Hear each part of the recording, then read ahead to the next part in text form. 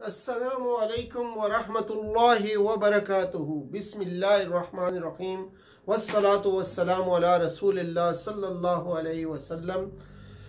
अल्हम्दुलिल्लाहि रब्बिल आलमीन अर्रहमानिर्रहीम मालिकि यौमिद्दीन इय्याका नअबुदु व इय्याका नस्तईन इहदिनस सिरातल मुस्तकीम सिरातल लज़ीना अनअमता अलैहिम गैरिल मग़दूबि अलैहिम वलद्दाल्लीन आमीन। सूरा फातिहा मक्की सूरत है। मक्की और मदनी का फ़र्क सबसे पहले जान लीजिए कि मक्की और मदनी में फ़र्क ये है कि जो सूरतें या आयात क़ब्ल अज़ हिजरत नाज़िल हुई हैं वो मक्की हैं, ख़ा किसी भी जगह नाज़िल हुई हों, और जो बाद अज़ हिजरत नाज़िल हुई हैं वो मदनी हैं, ख़ा किसी भी जगह नाज़िल हुई हों। ये फ़र्क जानना नहायत ज़रूरी है। वजह तस्मिया देख लेते हैं कि इसका नाम क्यों फातिहा रखा गया। हिजरत से कबल इस्लामी तहरीक का मरकज़ मक्का था, तो निस्बत मरकज़ की तरफ हुई, और बाद अस हिजरत मरकज़ मदीना था तो भी निस्बत मरकज़ की तरफ हुई। मसलन अल यौम अकमलतु लकुम दीनकुम आयत मदनी है, अगरचे ये अरफात में उतरी है जो मक्का के करीब है, इसलिए इस दौरान मरकज मदीना था। इस तरह सुलह हुदैबिया के बाद रास्ते में सूरह फतह नाजिल हुई और वो मदनी है इसलिए कि मरकज मदीना था। मदीना मुनव्वरा में ये दोबारा नाजिल हुई। तरतीब मुसहफ में पहली और नजूल में इसका नंबर 5वां है। ये सूरा मुबारक का नजूल कुरान करीम का नजूल 3 किस्म का है। ये गौर फरमाइए।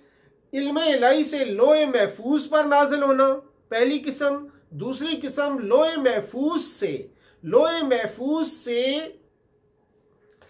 महफूज से इसकी नकल बैतुल उज़्ज़ा में नाजिल होना, और इसी की तरफ इशारा है।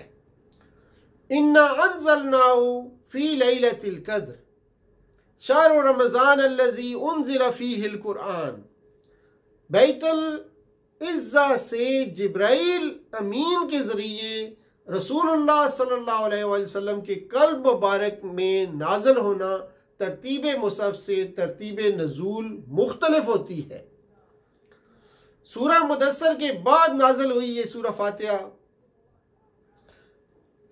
अब चंद एक फ़ज़ाइल आज हम देख लेते हैं। हज़रत अबू सईद खुदरी रज़ियल्लाहु ताला अन्हु से रवायत है, सूरह फातिहा कुरान करीम की तमाम सूरतों में अजीम तरीन सूरत है। अल्लाह ताला ने तौरात, ज़बूर, इंजील, हत्ता के कुरान में भी इसकी मिसल नाज़िल नहीं की। ये एक मुस्तकिल वजीफ़ा है जो अल्लाह ताला ने मोमिनों को दिया है। सूरह फातिहा इजमाल है और पूरा कुरान इसकी तफसील है। सूरह फातिहा दुआ है और पूरा कुरान इसका जवाब है। हदीस कुदसी है, सूरह फातिहा मेरे और मेरे बंदे के दरमियान आधी आधी तकसीम है। कुरान करीम के 6 मज़ामीन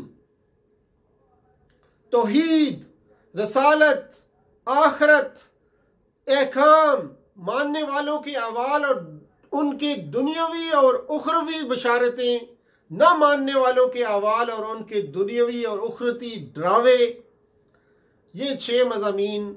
आयत नंबर 1 और 2 में तौहीद है, आयत नंबर 3 में आखरत है, आयत नंबर 4 और 5 में अहकाम है, आयत नंबर 6 में रसालत, मानने वालों के अहवाल की खुशखबरियाँ, इस तरह न मानने वालों के अहवाल और तखफीफ है।